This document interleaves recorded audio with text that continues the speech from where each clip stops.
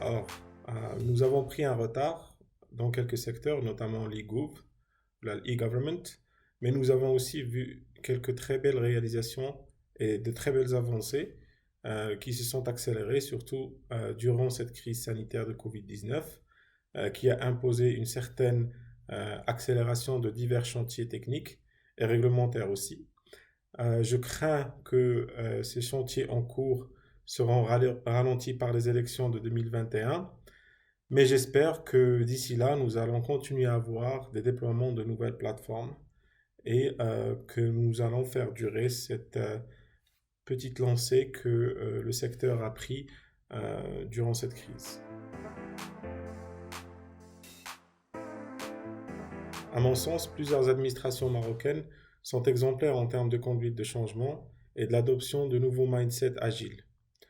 Un mindset qui est centré sur le citoyen, l'usager citoyen et l'entreprise.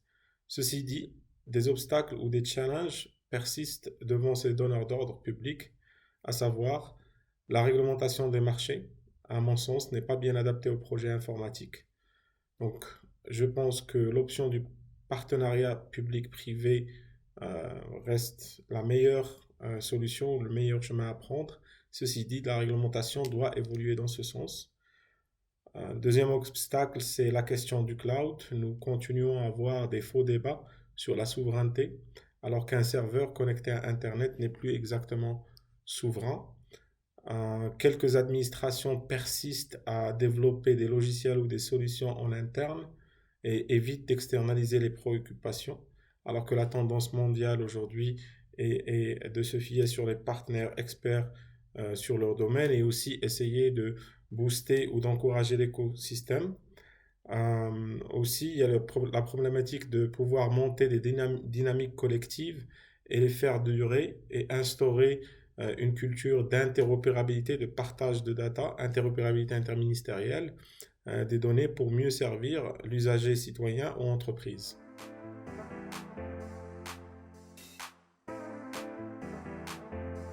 Alors, j'ai toujours dit que la confiance sociétale est un problème de part et d'autre qui s'impose aujourd'hui aussi entre l'administration et l'administré. En termes de paiement, nous avons également enregistré un retard par rapport à d'autres pays africains en termes de paiement par mobile, où ces technologies et ces solutions sont très très avancées depuis des années. Mais je pense que les choses avancent dans le secteur bancaire, le secteur télécom et la réglementation aussi imposée par la Banque centrale. Je pense que nous sommes en train de nous orienter vers le bon chemin. Il y a plusieurs nouveaux acteurs de paiement en ligne qui ont vu le jour ces 2 dernières années. Et je pense que nous allons pas avoir le choix. Cette crise sanitaire nous montre que cette adoption va s'imposer.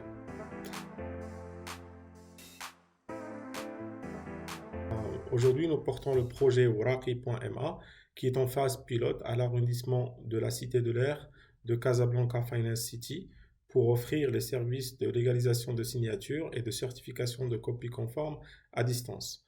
En attendant la décision de la généralisation de cette plateforme sur l'ensemble des Moqata'a ou arrondissements du Royaume.